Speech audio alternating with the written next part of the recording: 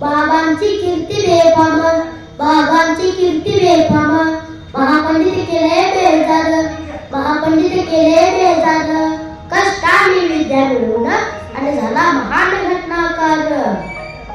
कष्टात गेले बालपण, अस्पृश्य जीन जगून, अन्यायाची चीड घेऊन भीमराव उठला पेटून.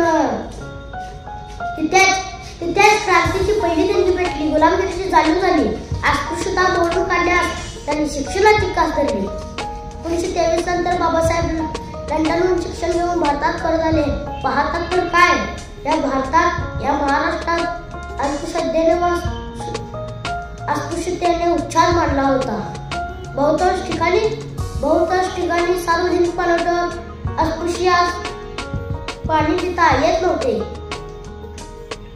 1923 नंतर तळ्याचे पाणी सर्वांसाठी खुले करण्यात आले.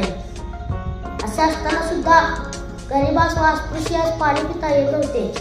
हे करताच भीमराव बघा गरजला,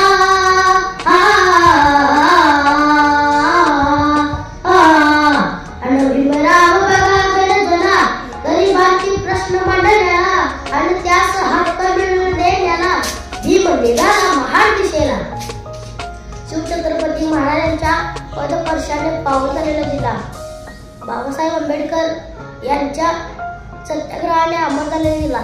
एक त्या शिवरायानं तर दुसरा भीमरायानं घडविला.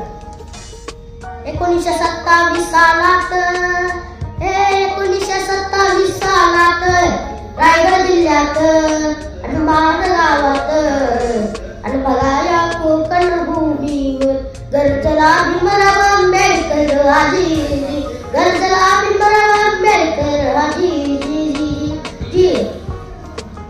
आणि भीमराय गडाला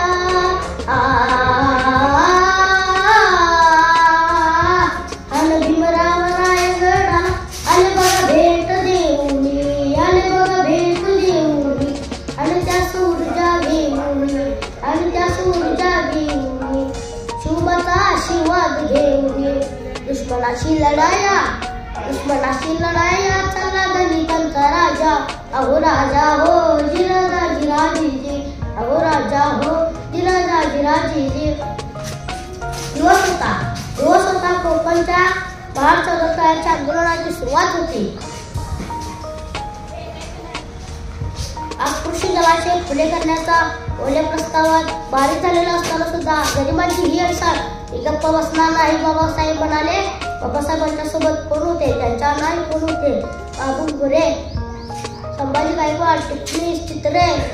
बाबासाहेबांनी आपल्या सहकार्यास आदेश दिला, गावागावातील जनता एकत्रित करा, हीच आपल्या सामायिक विद्रोहाची सुरुवात असेल. खरं तर अस्पृश्य लढ्याची सुरुवात महाडवरून झाली.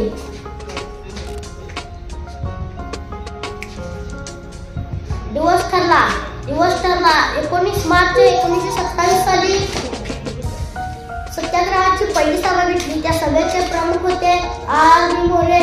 त्या सभेचे अध्यक्ष होते डॉ. भीमराव आंबेडकर. बाबासाहेब या सभेत म्हणाले, मला एकाच गोष्टीचे दुःख आहे, ते म्हणजे आपण अनेक वर्ष अन्याय अत्याचार सहन करत आलो. फेकून टाकाई रूढी परंपरा, जुगारून टाकाय अंधश्रद्धा, लाचारीचं जगणं, बाहेर पडाय मडकातून. आपली लढाई सत्ता किंवा पैसे मिळवण्यासाठी नाही, तर हक्कासाठी आहे, मानवी आत्मसन्मानासाठी आहे. लक्षात ठेवा, हक्क भीक मागून मिळत असतो, त्याला संघर्ष करूनच मिळवावा लागतो. हा संघर्ष केवळ पाण्यासाठी नसून मानवी मूलभूत हक्कांसाठी आहे. आणि दुसऱ्या दिवशी म्हणजे 20 मार्च 1927 साली सत्याग्रही निघाली तळ्यावर, निष्ठा होती बाबासाहेबांवर आणि जीव देऊ एका शब्दावर. बाबासाहेबांच्या एका शब्दावर जीव द्यायचा विचार.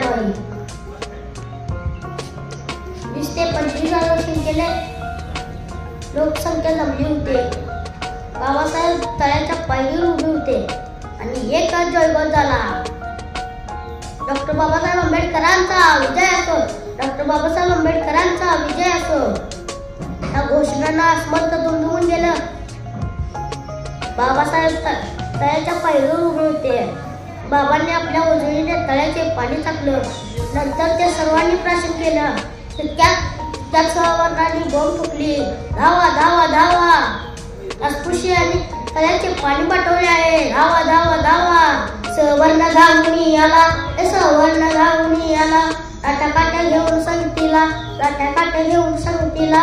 गाव सारा अंगावर आला, गाव सारा अंगावर आला. तिथंच आडविला त्याला दगडधोंडे फेकू लागला, दगडधोंडे फेकू लागला. तर कोणी रक्तानं मारला, ऐक्यांची डोकी फुटली. त्यांच्या अन्नात माती कालवली. तो तिथवरच थांबला नाही. बाबासाहेब स्मरण्याला, बाबासाहेब स्मरण्याला. अंगावर धावून आला, अंगावर धावून आला. आणि तिथंच अडविला त्याला.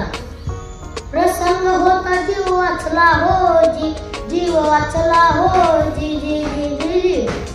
अन पाण्यास आग लागली, हा